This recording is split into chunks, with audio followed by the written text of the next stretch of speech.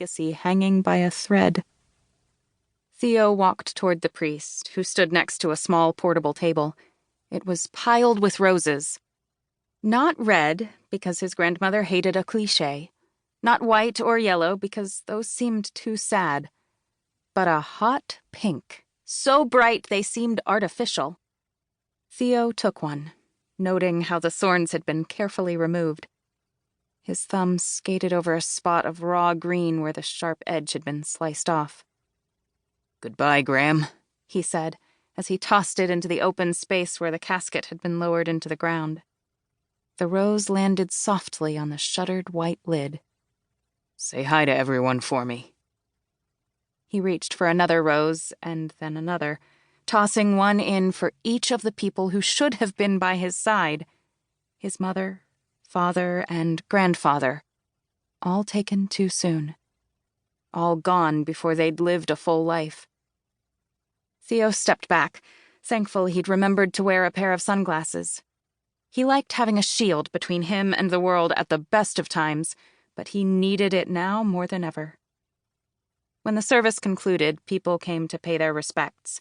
His hand was pumped over and over, cheeks kissed in sweeping, perfumed grazes. Theo had spotted plenty of familiar faces today. The funeral was a who's who of New York society, fashion designers, politicians, blue bloods, which was exactly how his extroverted, attention-loving grandmother would have wanted it. It didn't matter that he would rather be alone to say his goodbyes. Today was about her. Letting out a long breath, he stuffed his hands into the pockets of his suit pants as he waited for the gravesite to empty. "She was a magnificent woman," Father Ahern said, walking over and laying a comforting hand on Theo's shoulder. "Incomparable. Truly one of a kind." "I know." He nodded. "She used to come to my service every Sunday and sit in the front row. Nobody dared to take her spot, even if she was late." The older man chuckled and folded his hands in front of his robes. "The one time a few kids did sit there, she shooed them away with her purse. It was like watching someone scatter a flock of seagulls. Nobody tried again after that." Theo smiled. He could easily picture it. She was like that, a woman who commanded others. A powerhouse, even back when women were rarely in charge. And recently, a Goliath as she battled illness until her last breath. "You never attended with her?" Father Ahern commented. "I don't like crowds. Think of it as more of a community." Theo watched the last few people trickle down to the town cars lining the road that wound through the cemetery. He caught a glimpse of the media further back, only stopped from getting closer because of the burly security guards he'd hired for the day. The vultures waited with cameras poised, cementing Theo's belief that there was one thing in the world that sold better than sex: grief. "I don't really like communities either," Theo replied. That was putting it mildly. Barring today, he couldn't remember the last time he'd been in a room with more than 3 people, outside work. And it wasn't by accident. The priest frowned.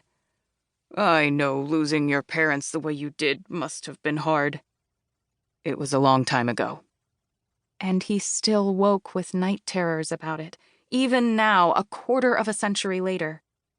He'd never get the image out of his head. The mangled car, blood splattered against the windows. Every news outlet had plastered it with bold headlines, and people reacted with shocked faces like nobody had seen it coming.